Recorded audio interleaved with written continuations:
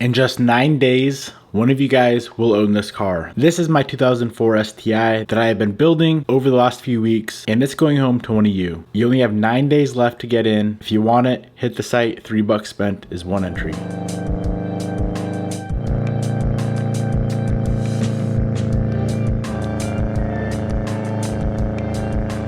Now close your eyes if you don't want a sneak peek of what is about to go down in today's video. If your eyes are still open, be prepared, because today the car gets an entire rotated turbo setup. One lucky winner will take home the car or the $15,000 in cash here in just a few days. If you want that to be yourself, hit the site. If not, enjoy the video. This is the biggest day so far for the STI build. Today the car finally gets its new turbo kit, and man oh man, am I excited to show you guys what we got going on this thing. So excited. Let's waste no time at all and crack open the new ETS Extreme Turbo Systems rotated turbo kit for the STI.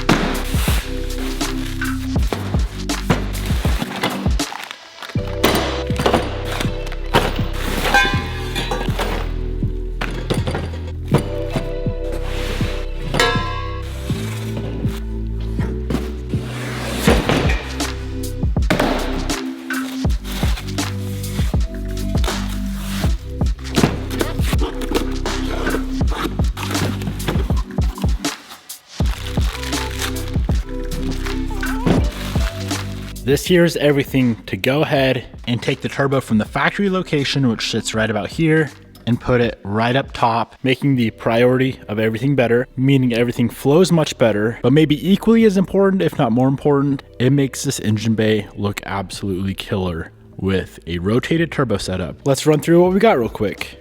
Up pipe, this side here will connect to the exhaust manifold. This side here, turbo. This is the dump tube for the wastegate. Wastegate will bolt on there. Down pipe, that side goes turbo. This side connects here. And then this side goes to the catback. All the clamps, oil return and feed lines, miscellaneous brackets, air filter, intake pipe, intercooler pipe, couplers. I have had one other rotated turbo kit Subaru in my life. That was Gary. They look better, they sound better, they perform better.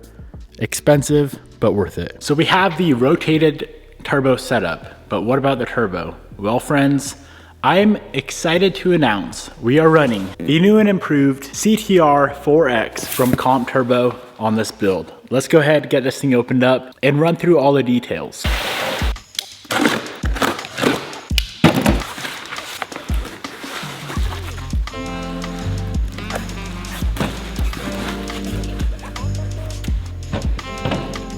Oh my goodness. This thing is absolutely stunning. Wow. Fully polished everywhere. Billet center, polished hot side, T51 Armad, 64mm turbo.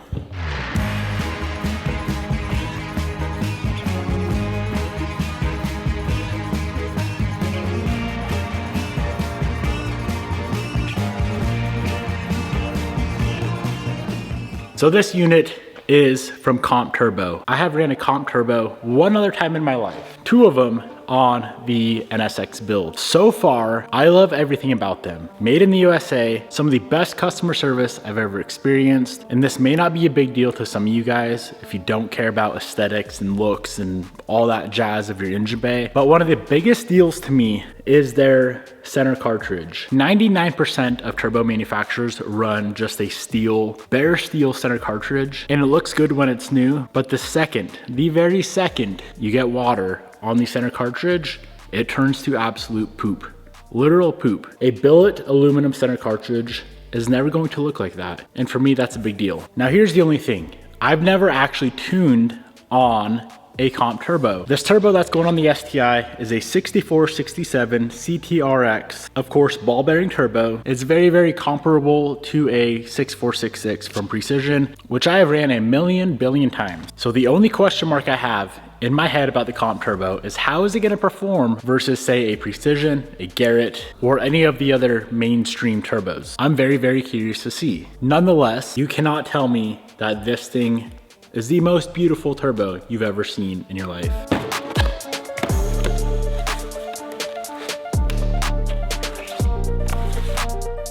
Now, as far as the gate selection goes, also going with a comp gate. Anodized black with a red ring. Some nice subtle red touches in the bay to go along with a brand new manifold. Should look pretty freaking nice. In the box for the gate, we also had different spring combos. Of course, the clamps and flanges, and the wrench to swap out the springs. Now, before we can install any of this, we need the exhaust manifold. The turbo mounts to the uppipe mounts to the exhaust manifold. Now, in the last episode, I went through and Cerakoted all of the parts for the OEM manifold. So the first thing we gotta do is get this reassembled.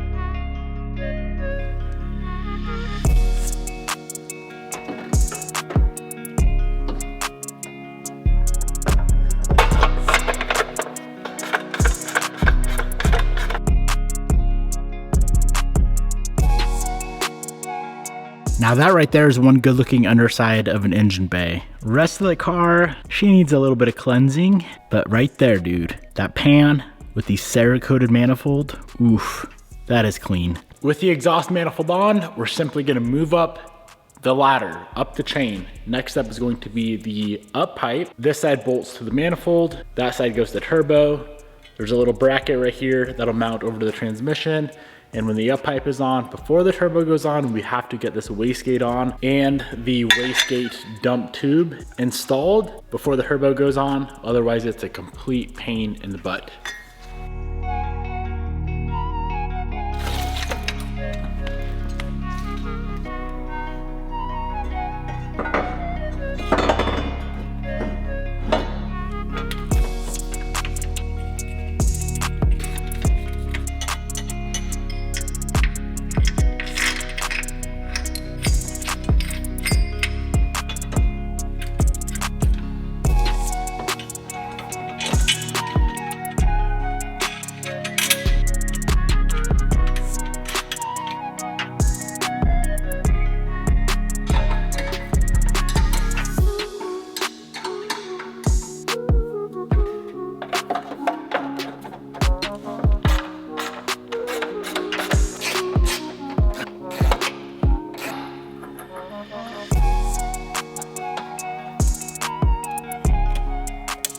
The up pipe is on, fully bolted down. Before the wastegate goes on, we need to go ahead and adjust the spring pressure inside of the wastegate.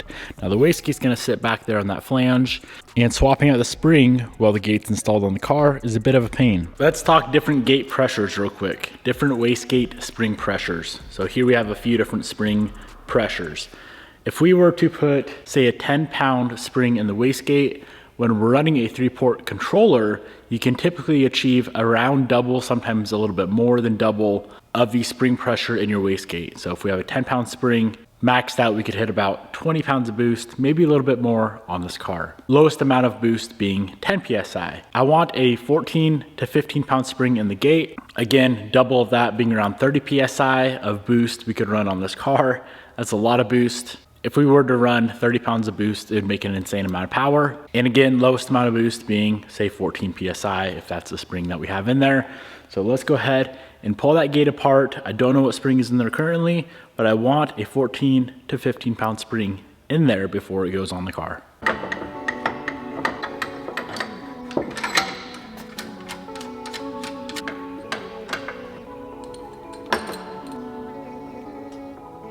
So we have 4 different springs here: red, yellow, green, blue. Spring pressures are as follows: 3 pound, 5, 7, 14. So what it came with was the blue 14 PSI. That's perfect. Let's slap it back in and get the wastegate on the car.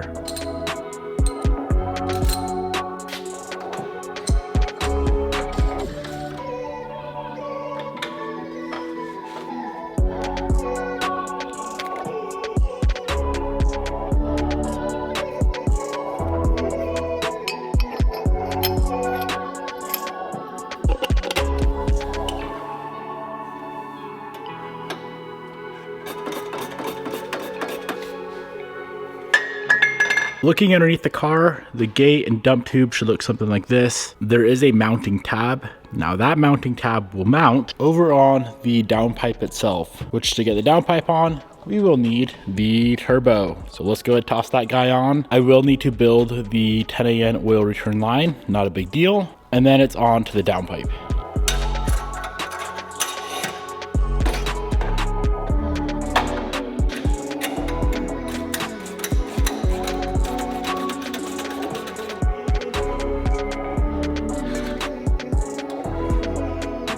Well, my goodness, this is going to be insane. So the turbo is going to sit something like that. Before I do any work on the exhaust, let's go ahead and just knock out the oil return line. The feed line is easy. It's already built, included with the turbo kit. The return line that they include is for the OEM style slip joint. I'm converting this to a 10AN. This here is the OEM style.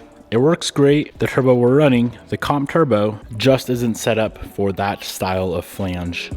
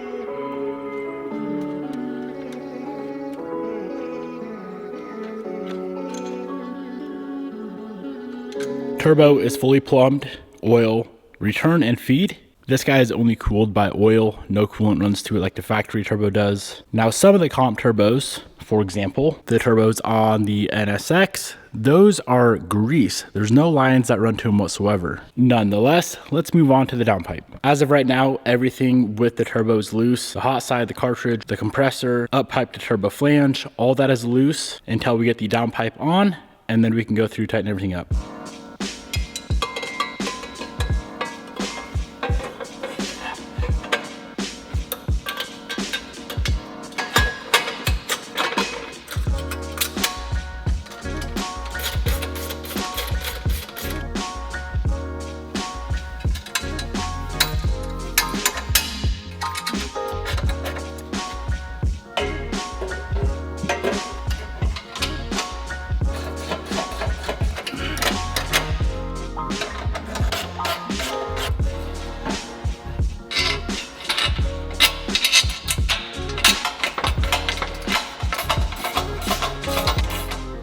Other than the intake and intercooler piping, everything else is done. Now everything is loose. So starting from the turbo all the way down and the wastegate all the way down, I need to go through, and now that it's all in place, tighten everything up.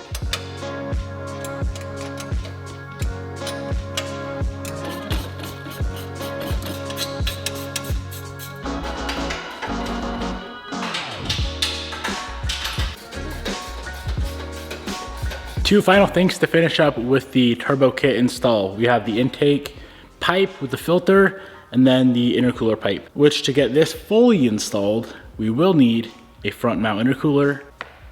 You definitely cannot run an ETS turbo kit with a top mount. There's no way it would fit.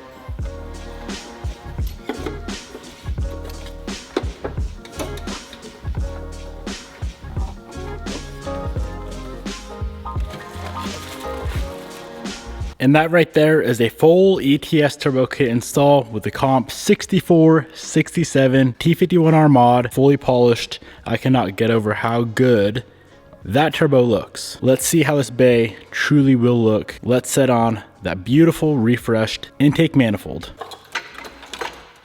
This here is the gist of how this engine bay will look when it's all finished up. Did I make the right call on the red for the intake? All black would be really, really cool, but the little bit of red I thought was needed. What do you guys think?